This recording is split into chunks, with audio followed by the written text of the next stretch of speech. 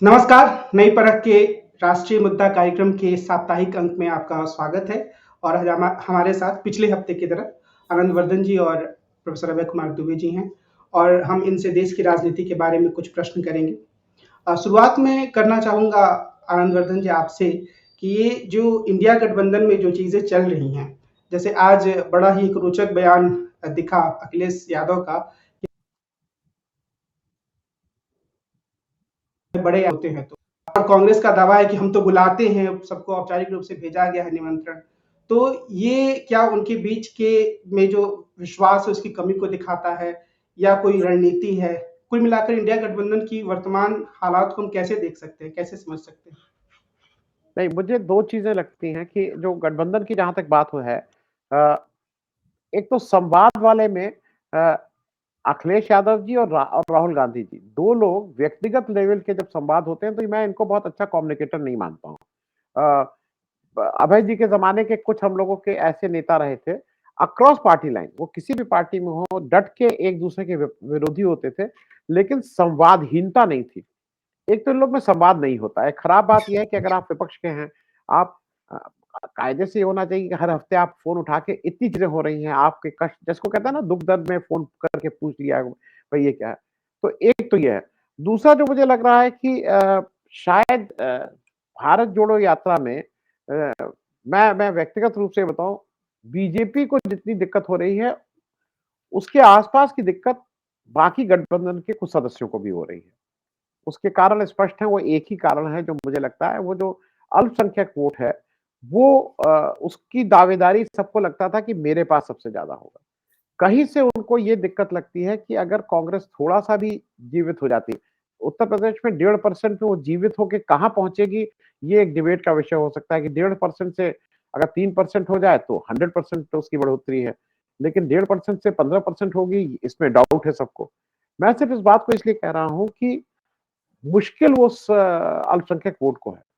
उत्तर प्रदेश को जहाँ तक मैं देख रहा हूँ, उत्तर प्रदेश में अगर अखिलेश यादव जी और कांग्रेस का प्रॉपर गठबंधन हो जाता है, तो उससे जो ये अल्पसंख्यक का एक बड़ा माइंडसेट कुछ वोटर्स का ऐसा है कि उनको लगेगा कि ये दोनों लोग एक जगह हैं, तो उनको चॉइस करने में बहुत मुश्किल नहीं होगी। नहीं तो मैं जहाँ पे आया हुआ हूँ, मुझसे बहुत से लोगों ने ये पूछा कि भाई एज़ अ मीडिया पर्सन, अच्छा ये बताइए आप कह रहे हैं कि बीजेपी में ये दिक्कतें हुई हैं, तो किसको वोट दें?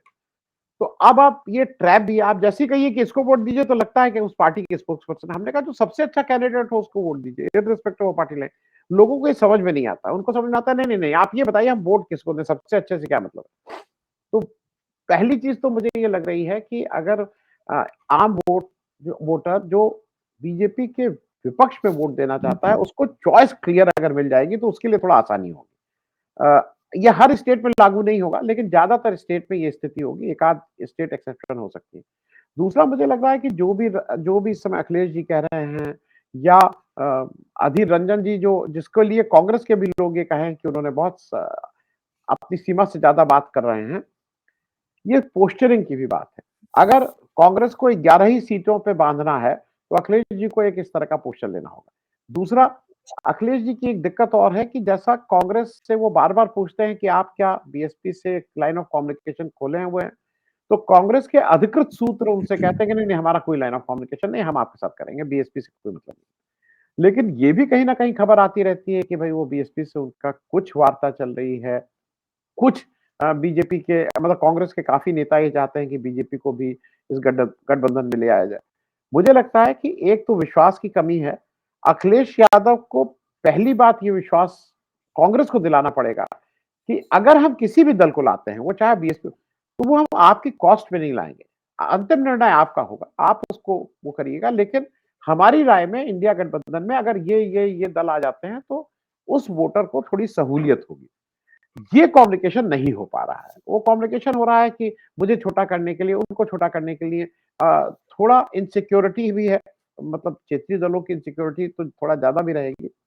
क्योंकि एक बीएसपी का मैं एक और एंगल बता दूँ, अभय जी इसको बेहतर मुझसे बताएँगे। बीएसपी में एक तरफ मायावती जी को सब लोग कह रहे हैं, लेकिन बीएसपी में ने मोर और लेस मायावती जी ने फाइनल कर दिया है कि अब आने वाले समय में जो उनके भतीजे हैं, वो अब इसकी बागडोर सँभालेंगे। और उनके भतीजे का एक दूसरे तरह की पॉलिटिक्स करते हैं। वो उन्होंने पूरी यात्रा की थी मध्य प्रदेश की, वोट मिले नहीं मिले वो अलग बात है। वो ये भी मानते हैं कि डायलॉग ओपन रखना चाहिए। वो ये भी मानते हैं कि लोगों से मिलना-जुलना चाहिए। तो वो थोड़ा ब रहेगा फिर से मायावती जी का ही सब कुछ, लेकिन थोड़ा जो उनके भतीजे हैं अ, वो ऑपोज़िशन की पॉलिटिक्स जिसमें थोड़ा-थोड़ा स्थान सारे दलों के लिए उस तरह की भी बात करते हैं। अब वो कितना लागू होगी, नहीं कितना मानी जाएगी वो अलग बात है। तो मुझे जो लगता है कि अभी आज की तारीख में उत्तर प्रदेश में अखिलेश यादव जी को थोड़ा ये इनसिक्योरिटी है कि कहीं ये कांग्रेस बीएसपी के थ्रू मेरा खेल तो नहीं खराब कर रही है, क्योंकि कई जगह अगर आप देखिए तो निकलता है कि अरे कोई जरूरत नहीं है समाजवादी पार्टी की, बीएसपी के साथ लड़ना चाहिए, इस तरह के भी चर्चाएं हो रही हैं। पहले उसमें कमल जी अभी इतना ही, फिर आगे और बात करते जी। अ, अब सर आपसे मैं ये समझना चाहूँगा कि जैसे कि आपने पहले एक बार ज़िक्र भी किया था और सुधा पाई ने भी इसको रेखांकित किया था कि कोई ज़रूरी नहीं है कि बहुजन समाज पार्टी अगर अलग चुनाव लड़ती है, तो उसका फ़ायदा भाजपा को ही हो। भाजपा भी नुकसान में रह सकती है। तो क्या भाजपा की जो वर्तमान रणनीति वो ज़्यादा अच्छी दिखती है? एक तो मेरा सवाल ये है। दूसरा मेरा सवाल ये है कि क्या जैसे कि जब बहुजन समाज पार्टी ने यह घोषित किया कि वो अलग तरीके से अपना चुनाव लड़ेंगे, तो उनका जो यह पूरा फैसला था उसके संदर्भ में क्या अखिलेश यादव इस बात के लिए तैयार दिखे थे? बार-बार वो बोल रहे थे कि हम तो चाहते थे वो प्रधानमंत्री बने। तो क्या वो अभी ऐसा तैयार हो सकते हैं कि अच्छा वो आ जाती तो उन्हें बराबरी का सीट दे देंगे? आपको क्या लगता है इसमें? देखिए, सुधा पाई का जो तर्क है, वो तर्क 2007 और 2012 में सही था। 2007 में आपको याद होगा कि भारतीय जनता पार्टी को सब पार्टियां अलग-अलग चुनाव लड़ी थी। बहुजन समाज पार्टी अलग चुनाव लड़ी थी, समाजवादी पार्टी अलग चुनाव लड़ी थी और कांग्रेस अलग थी और भाजपा अलग थी। तो वहां पर समाजवादी पार्टी और बहुजन समाज पार्टी 2007 में बहुजन समाज पार्टी और 2012 में समाजवादी पार्टी, उन दोनों को बहुमत प्राप्त हुआ था। यानी भाजपा को हराने के लिए किन्हीं दो पार्टियों के बीच में गठजोड़ की आवश्यकता उस वक्त नहीं थी। ये आवश्यकता इसलिए नहीं थी क्योंकि भारतीय जनता पार्टी का जो सोशल ब्लॉक है, भारतीय जनता पार्टी का जो सामाजिक समर्थन है, वो इतना बड़ा, विशाल और मजबूत नहीं था। ऊंची जातियां लगातार अपने, खासतौर से ब्राह्मण जाति लगातार अपनी वोटिंग प्राथमिकताओं पर पुनर्विचार करती रहती थी। और जैसे कि 2012 में उसमें 16% ब्राह्मण वोट मायावती के पक्ष में गए। राजपूत समाज का कुछ वोट हमेशा समाजवादी पार्टी को मिलता रहा। तो और जो वैश्य जाति के लोग हैं वो मुलायम सिंह को हमेशा हमदर्दी से देखते थे, क्योंकि जब भी मुलायम सिंह सत्ता में आते थे कुछ इस तरह के निर्णय लेते थे जिससे स्थानीय और छोटे व्यापारियों को उससे फायदा होता था। तो मुलायम सिंह जी के वैश्य जाति से बड़े अच्छे संबंध थे। तो भारतीय जनता पार्टी की विचारधारात्मक मजबूती उस वक्त तक इतनी पुख्ता नहीं हुई थी, उनका संगठन भी इतना जोरदार जबरदस्त नहीं था, और पार्टी के भीतर सेंट्रलाइजेशन नहीं था। ब्राह्मण बनिया पार्टी माने जाने के बावजूद भी भारतीय जनता पार्टी को ऊंची जातियां इस मजबूती से उसके साथ नहीं थी। आज की भारतीय जनता पार्टी अलग तरह की है।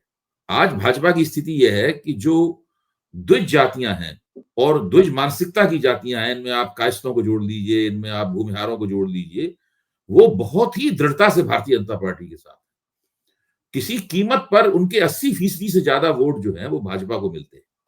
भाजपा चुनाव जब हारती है तब भी उसके 60-65% वोट भाजपा को मिलते हैं। अब इससे अंदाजा लगा लीजिए। और उत्तर प्रदेश में ये जातियां बहुत बड़ी संख्या में है, बिहार जैसी हालत वहां नहीं है।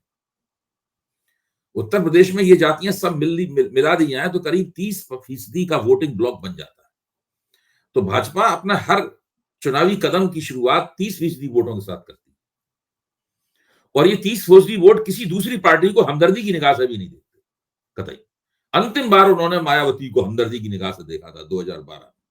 उसके बाद से लगातार आप चुनाव दर चुनाव देख लीजिए, ये लोग भाजपा के साथ हैं और आगे भी रहने वाले हैं। ऐसा कोई संकेत नहीं मिलता कि आगे ये छोड़ने वाले।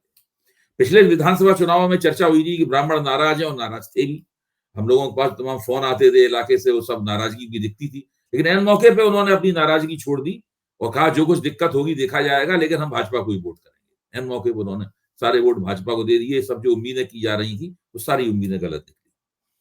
तो आज के जमाने में सुधा पई का ये तर्क गलत है, और ये तर्क मायावती ने जो अकेले चुनाव लड़ने का फैसला किया है उसको सही ठहराने के लिए दिया गया तर्क है। और इसके पीछे वो मायावती की बुद्धिजीवी के तौर पे आचरण कर रही है, वो एक स्वतंत्र समाज वैज्ञानिक के तौर पे आचरण नहीं कर रही है सुधा पाई। ये सबसे बड़े दुख की बात है।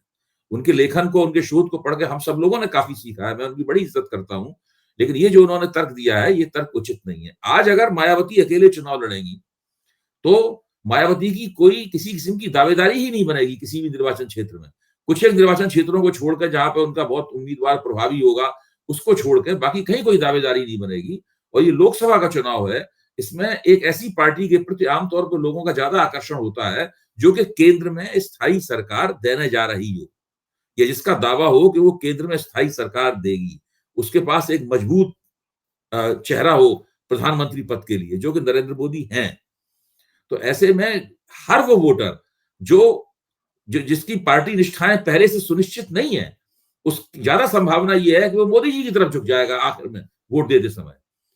तो मैं ये मानता हूं कि अगर ठीक से विपक्ष ने गठजोड़ नहीं किया तो यादव वोटों का भी एक हिस्सा, भले ही वो छोटा हो, वो भाजपा को लोकसभा चुनाव में मिलने वाला है उत्तर प्रदेश में। इसी तरह जाटा वोटों का तो बहुत बड़ा हिस्सा भाजपा में जाने वाला है। पहले केवल पश्चिमी उत्तर प्रदेश के ही जाटा भाजपा की तरफ आकर्षित हुए थे, इस बार देश के दूसरे इलाकों के जाटकों का भी एक हिस्सा भाजपा में जाएगा। तो मायावती जो 2022 में मायावती पे मार पड़ी, उससे ज्यादा बड़ी मार 2024 में पड़ने वाली है, और मायावती की राजनीति बिल्कुल समाप्ति के कगार पर पहुंच जाएगी, इतने कम वोट उसे मिलेंगे। इसीलिए सर्वेक्षणों में आ रहा है मायावती को 5% वोट मिलेगा। बताइए, जिस पार्टी को 5% वोट मिलेगा उसकी क्या दावेदारी रह जाएगी। यानी जो पार्टी 2012 में अकेली जनता सरकार इसने बनाई थी, वो 12 साल बाद 5% पे सिमट जाती है। आप सोचिए कि उसका ग्राफ कितनी तेजी के साथ नीचे गिरा है। जी, एक सवाल मैं और आपसे करना चाहूंगा कि पहले तो इंडिया गठबंधन ने बहुत सारी चीजें तय की कि हम फला टाइम पीरियड में कर लेंगे, इतने समय में सब कुछ हो जाएगी, पर ऐसा कुछ होता हो तो दिख नहीं रहा है। तो क्या आज के दिन में ऐसी शंका या ऐसी एक तरह की विपक्ष के यानी भारतीय जनता पार्टी के लिहाज से उम्मीद की जा सकती है कि इंडिया गठबंधन आने वाले दिनों में बिखर ही जाएगा, या आपको लगता है कि उसकी कुछ संभावनाएं बची हुई हैं? देखिए, मेरा तो मानना यह है कि इंडिया गठबंधन की संभावनाएं उत्तरोत्तर प्रतिदिन क्षीण होती जा रही हैं। अब वो क्षीण होने की प्रक्रिया कहां तक चलेगी, उनका ग्राफ कहां तक गिरेगा, वोट पड़ने के नौबत आने तक वो किस स्थिति में पहुंचेंगे, ये अभी से नहीं कहा जा सकता। और अलग अलग राज्यों में इंडिया गठबंधन अलग अलग स्थिति में है। कुछ ऐसे राज्य हैं जहां पर इंडिया गठबंधन हो सकता है अच्छा तालमेल कर ले। दिल्ली में हो सकता है आम आदमी पार्टी से उसका एक तालमेल हो जाए अच्छा, तो वो मिलके अगर 4 और 3 का बंटवारा हो जाता है। हालांकि अभी तक स्पष्ट नहीं हो पाया है कि 4 सीटें कौन सी आम आदमी पार्टी को मिलेंगी, 3 सीटें कांग्रेस कौन सी मांग रही है, ये अभी तक कुछ स्पष्ट नहीं हो पाया। समय धीरे धीरे खत्म होता जा रहा है।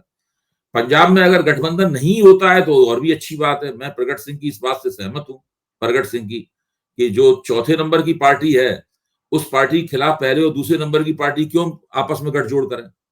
तो वो दोनों अलग अलग लड़ेंगे तो उससे भी कोई इंडिया गठबंधन को नुकसान नहीं होने वाला। भारतीय जनता पार्टी पंजाब के चुनाव में कोई फैक्टर है ही नहीं। अगर उसका अकाली दल से समझौता होता तो कोई फैक्टर बनती, अकेले तो कोई भाजपा फैक्टर नहीं है पंजाब के चुनाव में।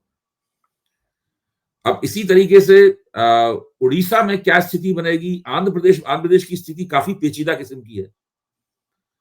वहां पर जब से चंद्रबाबू नायडू को गिरफ्तार किया गया है और उनको फिर रिहाई हुई उनकी, उसके बाद से माना जा रहा है कि कुछ उनके प्रति हमदर्दी पैदा हुई है उनके वोटिंग आधार में। वो ज्यादा निष्ठापूर्वक उनके साथ जुड़ना शुरू हुआ है।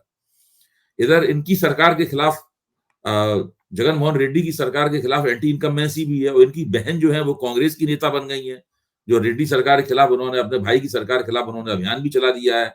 अब भाई भी उनकी आलोचना कर रहे हैं, यानी काफी जम के तो भाई बहन के अंदर तकरार चल रही है। तो वहां पे कांग्रेस की क्या भूमिका होगी? क्या कांग्रेस चंद्रबाबू नायडू की पार्टी के साथ में गठजोड़ करेगी या नहीं करेगी, खुला गठजोड़ करेगी? अगर कांग्रेस खुला गठजोड़ करती चंद्रबाबू नायडू के साथ में, तो खतरा यह है कि जो कांग्रेस पारंपरिक रूप से रेड्डियों की पार्टी थी, वो रेड्डी फिर दोबारा जगन मोहन के साथ चले जाएंगे और उस ध्रुव पर जाके वो एकजुट हो जाएंगे। और अगर वो इनके साथ में एक समझदारी कायम करती है, खुला गठजोड़ नहीं करती है कांग्रेस, तब जाके ज्यादा फायदा होगा। जगन मोहन रेड्डी को अगर हराना है तो ज्यादा फायदा होगा। भाजपा वहां भी कोई बहुत बड़ा फैक्टर नहीं है आंध्र प्रदेश में। तेलंगाना में आइए, तेलंगाना में कांग्रेस किसके साथ गठजोड़ करेगी ये अभी नहीं पता है, अकेले लड़ेगी। कर्नाटक में कांग्रेस की क्या स्थिति होगी, कांग्रेस अकेले ही बहुत बड़ी ताकत है वहां पर। वहां जनता दल सेकुलर का तो गठजोड़ हो ही गया है भारतीय जनता पार्टी के साथ में। तो अलग अलग राज्यों में अलग अलग स्थितियां होंगी। मुझे लग नहीं रहा है कि आप बंगाल में कोई गठजोड़ हो सकता है कांग्रेस और तृणमूल कांग्रेस के बीच में।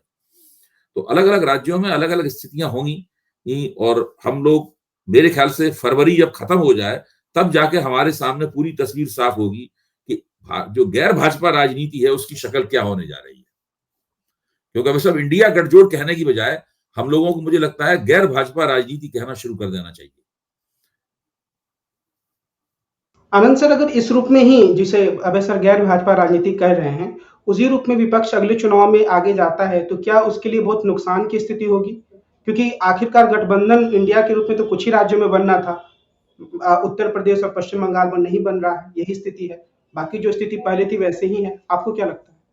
नहीं, मैं दो चीजें कमल जी स्पष्ट कर दूं। मेरे उत्तर प्रदेश के बारे में मेरा बहुत स्पष्ट है कि आज नहीं तो कल वो शायद लोगों, ये नेताओं की समझदारी नहीं है, लेकिन जो जो एक एक फ्रॉम द पीपल साइड जो प्रेशर है, वो इनको मजबूर करेगा कि इनको ये फ्रंट बनाना पड़ेगा। ये इन लोग कुछ कर ले, उत्तर प्रदेश के लिए बहुत स्पष्ट है कि वो कांग्रेस को 2 सीट मिले, चाहे 4 सीट मिले, चाहे 10 सीट मिले, चाहे 20 सीट मिले, कांग्रेस को नेता कुछ कहते रहे, लेकिन जो एक जमीन की आवाज है उसके हिसाब से ये फ्रंट, मैं बहुत कॉन्फिडेंट हूं कि उत्तर प्रदेश में ये फ्रंट बनेगा, अखिलेश यादव की अगुवाई में बनेगा। इसमें कहीं कोई दो राय नहीं है।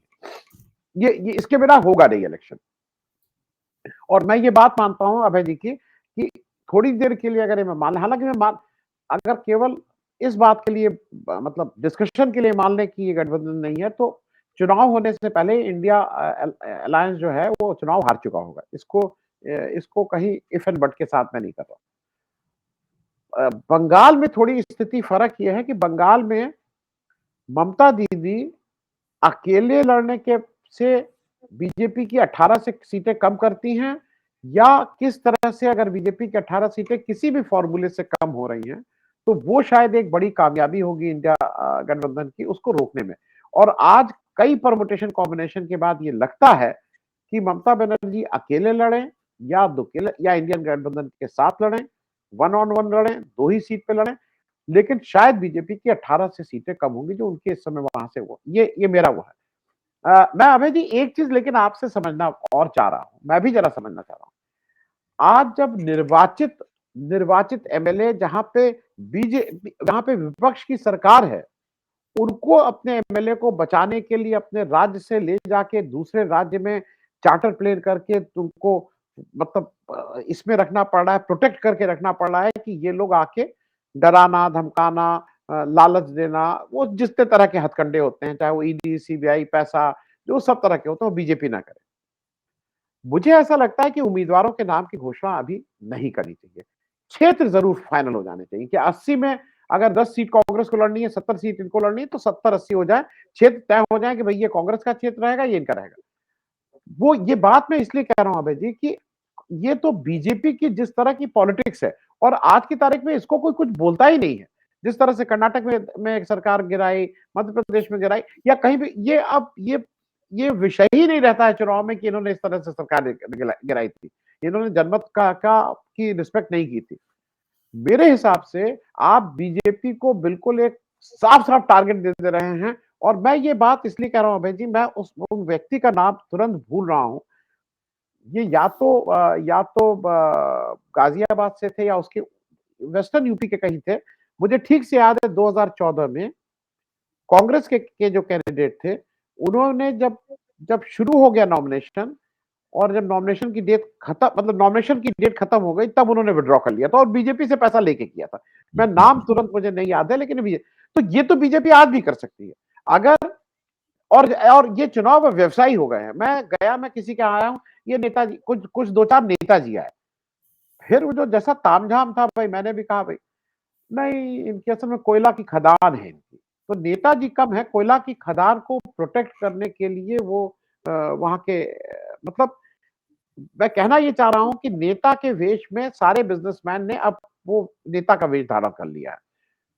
तो आज किसी भी बिजनेसमैन के लिए अगर चुनाव में केवल नाम न लड़ने पे मुझे 25-50 करोड़ रुपया मिल रहा है, तो ऐसे बहुत से लोग होंगे जिनको लगेगा क्या फायदा भाई, हवा भी नहीं है तुम्हारी, हारोगे भी। अरे यहाँ 25 और बीजेपी के लिए 25 करोड़ रुपया इनटू, अगर आप एक रफ कैलकुलेशन भी कर ले, 100 सीटों का मतलब 2,500 करोड़, 2,500 करोड़ तो बीजेपी के लिए कोई है ही नहीं।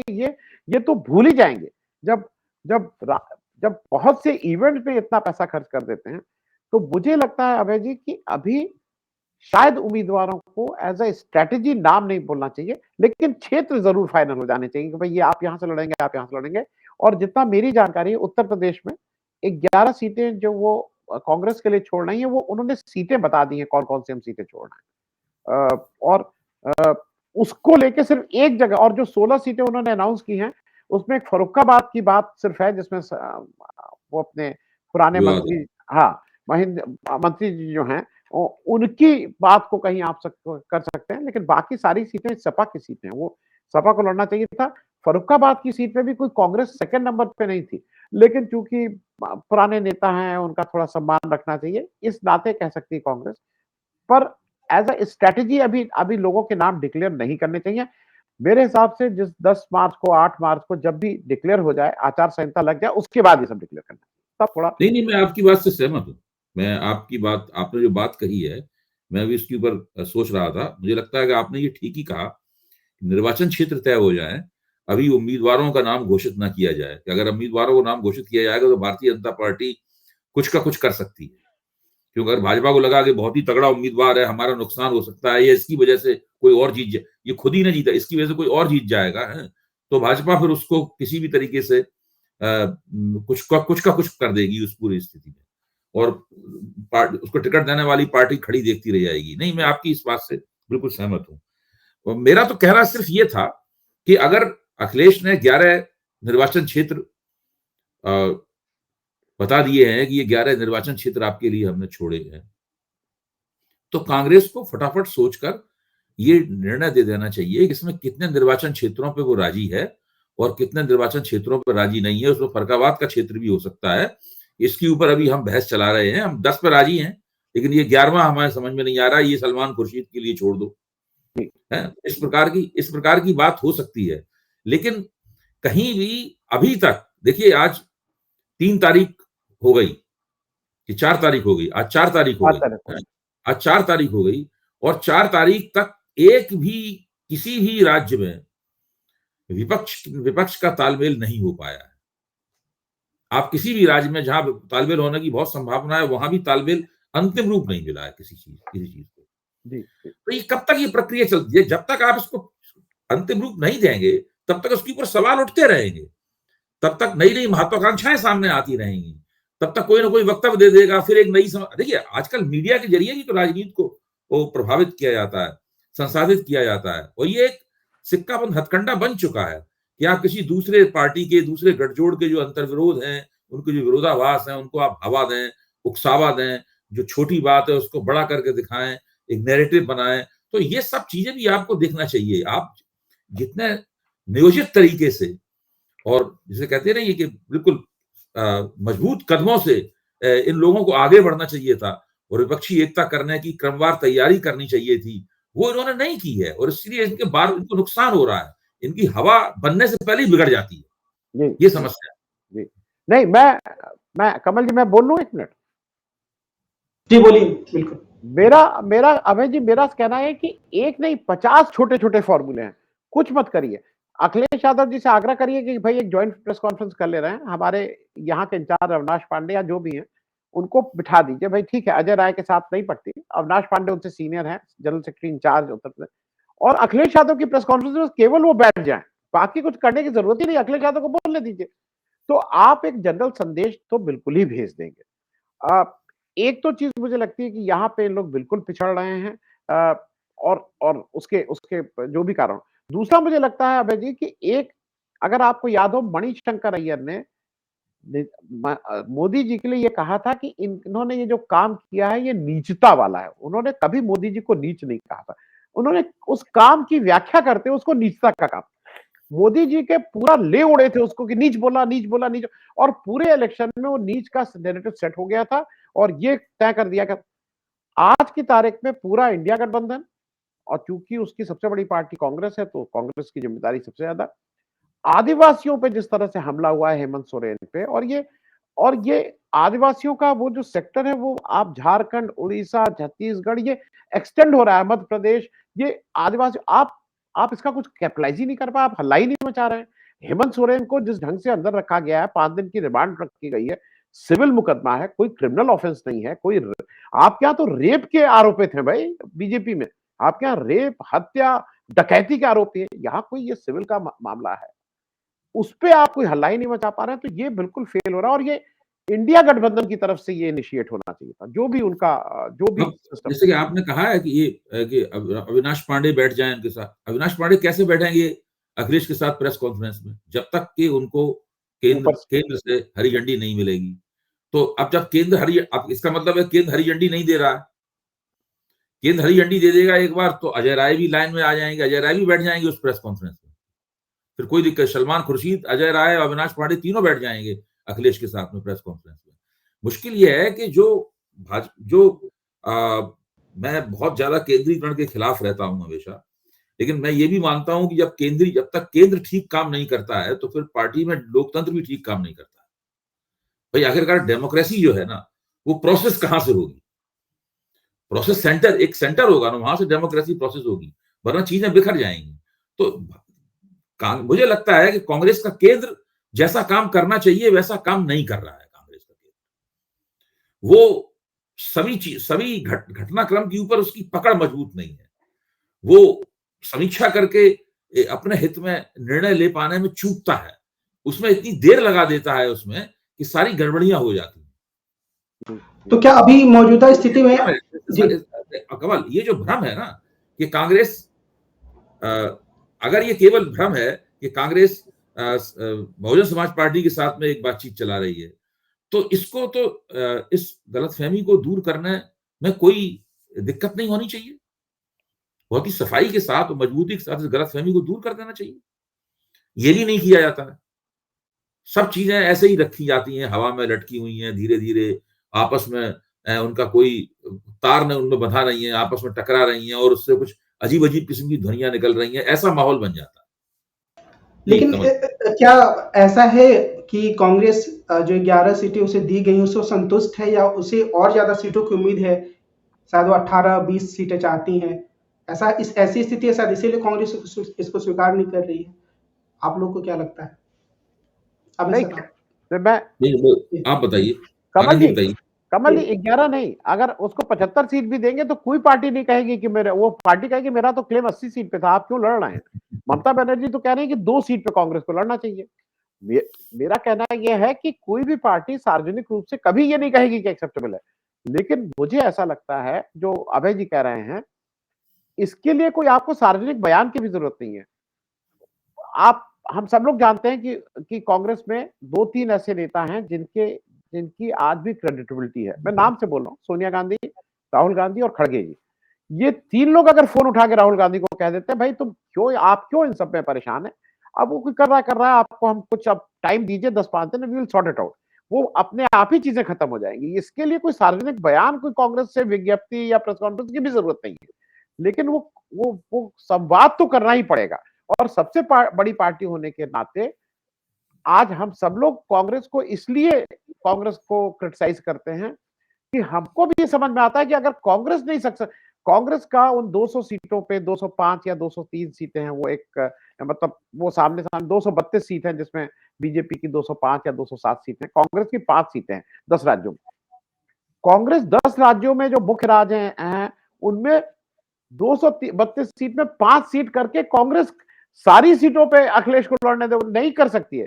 कांग्रेस को अपना इंप्रूवमेंट भी करना होगा। कांग्रेस को कम से कम पासिंग मार्क्स तो लाने होंगे। 33% तो कांग्रेस को लाना ही होगा, तभी वो कहीं रिप्लेसमेंट की बात कर सकती है। मुझे ऐसा लगता है 52 सीट से आप 72 सीट ले आएंगे तो आप बड़े खुश हो जाएंगे कि हमने तो भाई 20 सीट बढ़ा ली। लेकिन आपको अगर 100 का आंकड़ा आप पार नहीं कर रहे हैं तो आप बीजेपी को भी नहीं रोक पा रहे हैं, आप अपना अपना क्रिटिकल मास भी नहीं क्रिएट कर पा रहे हैं। और हम सब लोगों की अपेक्षाएं इसलिए हैं कि कांग्रेस से जो हम सब लोग बार-बार, कई लोगों को लगता है कि हम कांग्रेस ही को क्यों क्रिटिसाइज करते हैं, क्योंकि कांग्रेस से ही अपेक्षा है। वहां पे डीएमके आ जाके उत्तर प्रदेश में इलेक्शन नहीं लड़ेगी। डीएमके का जो उतना काम है वो अपनी स्टेट को ठीक कर रही है। तो मैं शायद इस तरह से इसको देख रहा हूं। नहीं, आनंद जी की बात सही है। कांग्रेस अगर 100 सीटें पार नहीं कर पाती तो कांग्रेस को भूल जाना चाहिए कि वो देश की राजनीति में कोई सकारात्मक हस्तक्षेप कर पाएगी या किसी परिवर्तन का वाहक बन पाएगी। तब कांग्रेस ऐसा नहीं कर पाएगी। और वो 100 सीटें लाने के लिए मुझे लगता है कि कांग्रेस की एक नीति है। वो मुझे कांग्रेस ने इसकी पुष्टि नहीं करेगी मेरी बात की, लेकिन मेरा ये विश्लेषणात्मक मत है कि कांग्रेस एक तो दक्षिण भारत के ऊपर विशेष फोकस दे रही है और पूर्वी भारत के ऊपर, उत्तर पूर्व के ऊपर कांग्रेस विशेष फोकस देगी। इसके जरिए वो कोशिश करेगी कि उसके पास 100 सीटें करीब आ जाएं। 52 सीटों से 100 सीटों पर अगर कांग्रेस पहुंचती है तो इसमें निश्चित रूप से कांग्रेस का लाभ होगा और कुछ ना कुछ भारतीय जनता पार्टी का नुकसान भी होगा इस प्रक्रिया में। भारतीय जनता पार्टी की सीटें कम होंगी। अब इसमें कांग्रेस का जो कैचमेंट एरिया होना चाहिए, जैसे कि छत्तीसगढ़ है, मध्य प्रदेश है, जैसे कि राजस्थान है, जैसे कि हिमाचल प्रदेश है, हरियाणा, उत्तराखंड है, हरियाणा है, उत्तराखंड है। पहले पंजाब हुआ करता था, पंजाब उस तरह से उसका कैचमेंट एरिया नहीं रह गया है। दक्षिण भारत में आंध्र प्रदेश है, अब तेलंगाना भी उसके अंदर जुड़ गया है, केरल है। इन सभी प्रदेशों में कांग्रेस को बहुत अच्छा प्रदर्शन करना चाहिए। लेकिन मुझे लगता है कि कांग्रेस में जो हिंदी पट्टी के राज्य हैं, उन राज्यों से कांग्रेस थोड़ी सी निराश हो गई है, जबकि कांग्रेस के पास विधानसभा चुनाव में 41% वोट उसको मिला। यानी कांग्रेस के पास वोट वहां पे अच्छे हैं। सवाल यह है कि लोकसभा में वो किस तरह इन वोटों को अपने पक्ष में मोबिलाइज करती है, ये देखने की बात है। तो कांग्रेस से उम्मीद हम लोगों को करनी चाहिए, लेकिन कांग्रेस को विपक्ष की एकता के लिए जो काम करना चाहिए था, मुझे कहने में कोई संकोच नहीं है कि कांग्रेस ने वो काम नहीं किया। केवल कहते रहे कि हम विपक्षी एकता करेंगे, उसके जरिए हम भाजपा को हराएंगे। हम भाजपा हारे जीते, हमें इससे मतलब नहीं है। देश में लोकतंत्र में जो असंतुलन आ गया है, इसमें एक पक्ष केवल 37% वोट पाके ऐसा लगता है कि पूरे देश में बच्चा बच्चा उसका समर्थक है और जो मन में आए वो करता है। जो पूरा नैरेटिव सेट किया जा रहा है, बार बार कहा जाता है कि मोदी जी केवल भाजपा के प्रधानमंत्री नहीं है, पूरे देश के प्रधानमंत्री हैं। तो ये बात केवल तकनीकी रूप से ही सही है। वो उसको बिल्कुल इस तरह बता रहे हैं ऐसे जवाहरलाल नेहरू का एक जमाने में कश्मीर से कन्याकुमारी तक ऐलान हुआ करता था, उस तरह का ऐलान मोदी जी का है, जो कि वैसा है नहीं। मोदी जी की बात दक्षिण भारत नहीं सुनता। पूरे पूर्वी उत्तर पूर्व में कांग्रेस से आए लोगों से ही भाजपा की कतारें भरी हुई हैं। भाजपा के पास अपनी राजनीतिक शक्तियां भी नहीं है वहां पर। तो ये जो असंतुलन कायम हुआ है लोकतंत्र में, ये असंतुलन दूर होना चाहिए। ये असंतुलन दूर होगा तो अभिव्यक्ति की आजादी के लिए गुंजाइश मिलेगी। अभी तो खतरा ये है कि अगर 2024 में मोदी जी ने 2019 वाला परिणाम दोहरा दिया तो आप समझिए यूट्यूब पे हम लोग जो चर्चा कर रहे हैं, इस चर्चा के ऊपर भी आरोप लग जाएगा कि हम लोग फाल्स नैरेटिव चला रहे हैं। और बाकायदा उसकी एक दफा बना दी जाएगी, पीएमएलए बना दिया गया है ना, उस तरह उसकी एक दफा बना दी जाएगी और उस दफा में हम लोगों के ऊपर मुकदमे लगा दिए जाएंगे, इसमें हमारी जमानतें होना मुश्किल हो जाएंगी। आनंद सर, एक प्रश्न में भारत जोड़ो न्याय यात्रा के संबंध में पूछना चाह रहा हूँ। राहुल गांधी जहां जा रहे खूब भीड़ आ रही है और उनकी यात्रा का जो रूट है वो उन प्रदेशों से भी गुजरेगा जिसके बारे में अभय सर ने भी चिंता व्यक्त की। लेकिन क्या उसका कुछ असर दिख रहा है उस भीड़ के अलावे, या वो जो पूरा विश्लेषण है उसमें हम कुछ उसको जगह दे सकते हैं कि उससे कुछ बदलाव होगा, कुछ कांग्रेस के पक्ष में नैरेटिव बनेगा, या फिर जो आमतौर पे ये बात कही जाती थी, केसी त्यागी ने एक बार कहा और लोग भी जो कांग्रेस के आलोचक है वो कह रहे हैं उनको न्याय यात्रा पे निकलना ही नहीं चाहिए था, वो एक गलत डिसीजन था। आपको क्या लगता है इसके बारे में? नहीं, वही नहीं, प्रशांत किशोर भी कह रहे हैं कि उनको दिल्ली में बैठकर व्यू रचना और राहुल गांधी अमित शाह नहीं है। राहुल गांधी को जो आता है वही कर रहे हैं, जैसे जिसको जो आता है वो अपना रोल कर रहा है। मैं इस तरह से देखता हूं। अब राहुल गांधी, ये भी फैक्ट है जो कि राहुल गांधी की आज कांग्रेस में बिना कहे उनकी एक कुछ ना कुछ वीटो पावर कह लीजिए या उनको अनदेखा कोई नहीं कर सकता है, चाहे खड़गे जी हो चाहे कोई हो। लेकिन मैं उससे पहले एक चीज और क्लियर कर दूं, अबे भाई ये जो कभी-कभी लोगों को एक ये सेंस चला जाता है कि बीजेपी के हम बीजेपी के विपक्ष में अपनी इंडिविजुअली एज अ इंडिविजुअल मैं 1 से 10 नंबर तक बीजेपी और नरेंद्र मोदी जी के विरोध में इसलिए खड़ा हूं कि जो फिरका परस्ती, जो इन्होंने कम्युनलिज्म के साथ अपने समाज को तार-तार कर दिया है। बाकी ये 2 करोड़ खाते थे, वो 20 करोड़ खाते हैं, ये ईडी का 1 बार इस्तेमाल करते थे, वो 6 बार करते हैं, वो अलग बात है। लेकिन जो मेरा जो ज़्यादा कंसर्न है और जो सीधे संविधान और लोकतंत्र को इफेक्ट करता है, वो मुझे और या तो मुझे बता दो कि इन 20 करोड़ लोगों का तुम क्या करने वाले हो? डिफ्रेंचाइज करोगे, उसके बाद इनको क्या करोगे? इनको बंधुआ मजदूर बनाओगे, इनको क्योंकि ये जो फिरका परस्ती है, ये मेरे लिए 1 से 10 नंबर तक मैं इस एक वजह से बीजेपी के अगेंस्ट जितना मुझसे बन पड़ेगा, मैं चाहूँगा कि उसकी सरकार अगली बार ना बने। सिर्फ एक कारण से।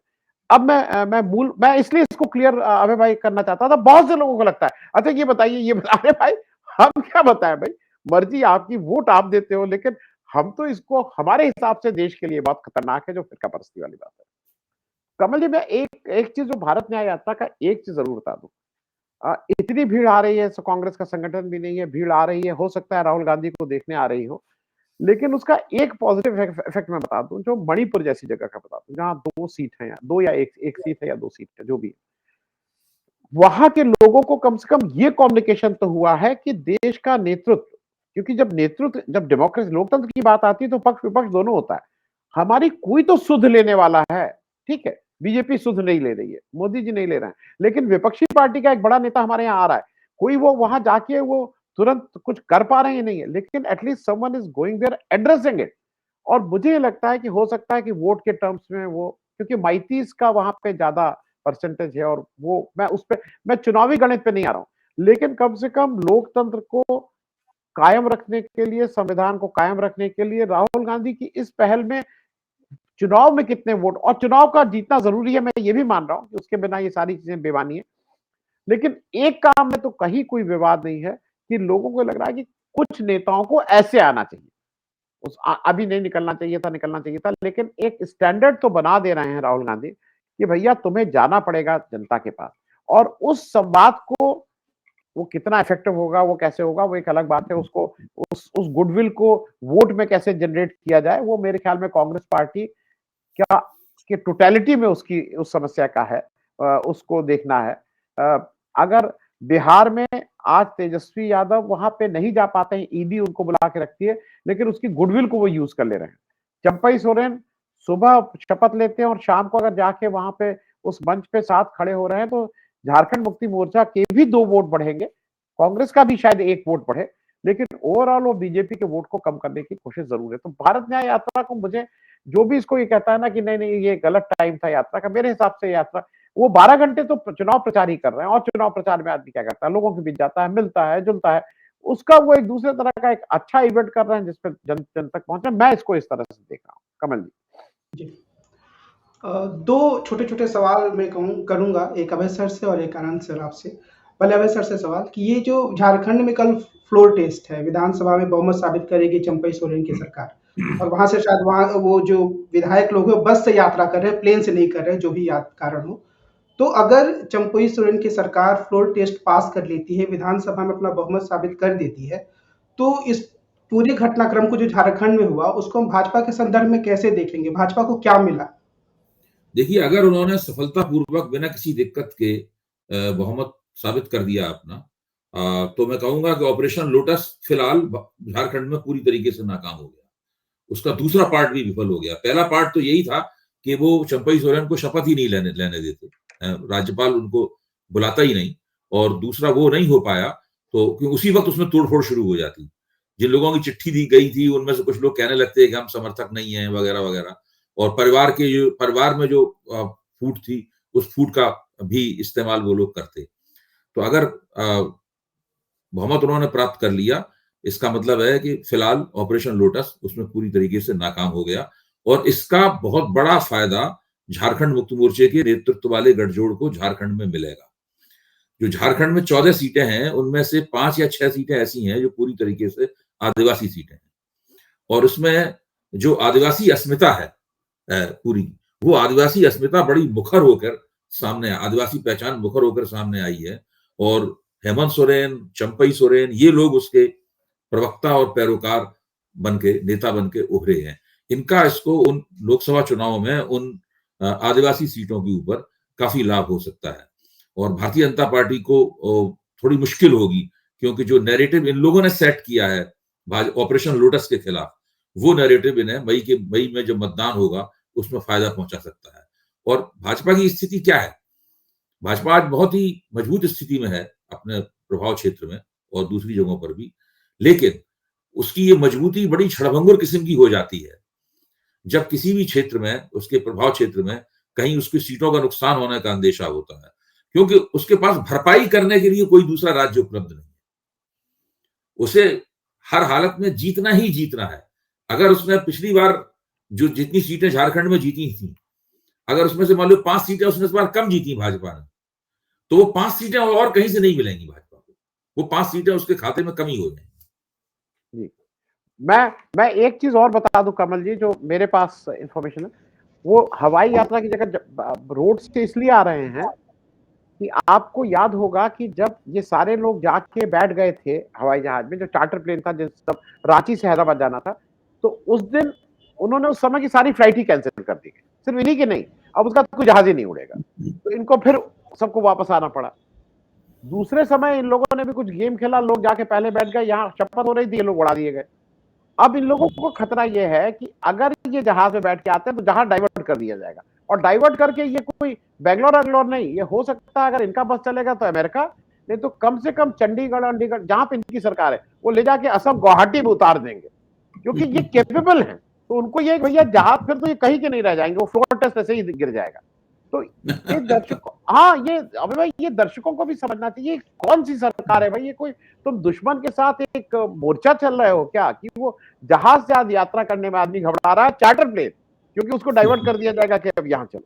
तो मुख्य मुद्दा ये है, इसलिए वो बाई रोड आ रहा है, इसलिए बाई रोड आ रहा है। ठीक कहा आपने, ठीक कहा, ये हो सकता है।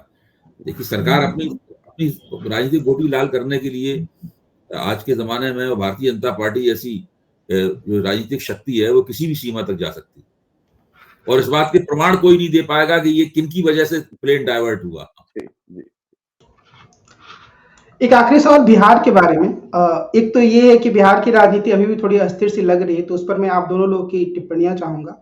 लेकिन मेरा सवाल ये है कि क्या जो जाति जनगणना का मसला था, वो नीतीश कुमार ने पूरी तरीके से अब छोड़ दिया, क्योंकि वो भारतीय जनता पार्टी के साथ जाकर अभी तक उसके बारे में कुछ बोले नहीं है, और भाजपा का स्टैंड तो क्लियर है। पहले आनंद सर, आपकी टिप्पणी इस पर क्या है? नहीं, छोड़ नहीं दिया, वो उसको चाह रहे हैं कि वो उन्होंने 2 स्टेटमेंट दिए जाति जनगणना क्या, जब वो छोड़े तो उन्होंने 2 स्टेटमेंट दिए। पहला स्टेटमेंट उन्होंने ये दिया कि भाई मैं तो इसकी बात 19-20 से कर रहा था, उन्होंने कहा कि मैं 2019-2020 में कर रहा था। तो उसका आर्गुमेंट यह है कि साहब आप 2019-20 में कर रहे थे, तो आप जिस पार्टी में, तो आपने लागू क्यों नहीं किया? चीफ मिनिस्टर ही थे ना आप, वहां कोई आप नेता विपक्षी या ये तो थे नहीं, तो 19-20 में आप चीफ मिनिस्टर थे, आपने लागू नहीं क्यों नहीं किया? दूसरी बात वो ये कहते हैं कि ये इस समय इंडिया नेशन कह रही है लेकिन 9 लोगों ने मिलकर मेरी अगुवाई में ही किया था। भैया उस 9 लोगों की जब सरकार आपकी, जब आप कह रहे हैं कि ये 9 लोग और जो भी उसमें गठबंधन है, छोटे-छोटे, उसमें सबसे बड़ा, आपकी सरकार में सबसे बड़ा कंपोनेंट 79 लोगों का राष्ट्रीय जनता दल का। तो अब आप ये चाहें कि नहीं राष्ट्रीय जनता नहीं, केवल जनता दल यू जो 42 या 45 लोगों के एमएलए थे उन्होंने किया, तो आप उसको तो लेने दीजिए। भाई तेजस्वी यादव यही कह रहा है ना कि आप पहले क्यों नहीं किए थे, आपने 17 महीने में किया। और सबसे अंतिम और इंपॉर्टेंट बात, अगर नीतीश जी ये कहते हैं कि ये उनका किया हुआ है, अगर नीतीश जी कहते हैं ये उनका कमिटमेंट, उनकी सिंसियरिटी, ये उन्होंने किया था, तो अभी भी तो आप मुख्यमंत्री हैं, लागू कर दीजिए ना। वो सारा कुछ आप क्यों नहीं कर रहे हैं? क्योंकि बीजेपी आपको ये करने नहीं देगी। और ये बताना जरूरी है, जो शायद तेजस्वी यादव सबसे ठीक सक्षम ढंग से कह रहे हैं कि भाई ये कर नहीं रहे हैं, हमारी सरकार आएगी तो हम इसको जरूर कर देंगे। तो वो शायद मेरे ख्याल में तेजस्वी यादव, मैं अभी ये मान रहा हूं कि जो यंगर युवा पीढ़ी है उसपे नंबर 1 पे चूंकि हेमंत सोरेन जेल में है और टूटे नहीं है, तेजस्वी यादव को सारा कुछ प्रेशर होने के बाद नहीं टूटे। ये झारखंड और बिहार के ऊपर शायद इस समय एक बड़ा इन लोग देश को दिशा देने का काम कर रहे हैं। ये 2 युवा नेतृत्व, 2 युवा, हेमंत सोरेन और तेजस्वी यादव। अभी सर आपकी टिप्पणी बिहार के संदर्भ में? नहीं, मैं बिहार के संदर्भ में जो आनंद जी ने कहा है, मैं उससे कमोबेश सहमत हूं उनकी बात से। बस केवल मुझे ये और लगता है कि चूंकि भारतीय जनता पार्टी जातिगत जनगणना के खिलाफ है और वो मोदी ने कहा कि हम 4 जातियों के पक्ष में हैं वगैरह वगैरह, तो अब नीतीश उस प्रश्न के ऊपर उसको ठंडे बस्ते में उत्तरोत्तर डालते चले जाएंगे। अब भाजपा के साथ आने पे इनकी कोई दिलचस्पी उस तरह की है नहीं कि ये उस बात को आगे बढ़ाएं और उसके इर्द गिर्द अपनी राजनीति करें। अब तो तेजस्वी यादव को उसके इर्द गिर्द अपनी राजनीति करनी होगी और जो महागठबंधन है उसको करनी होगी, उसको इन बातों पर जोर देना होगा और नीतीश कुमार को ललकारना होगा। आज की रोचक और विचारोत्तेजक बातचीत के लिए आनंद सर और अभय सर, आप दोनों लोग बहुत बहुत धन्यवाद।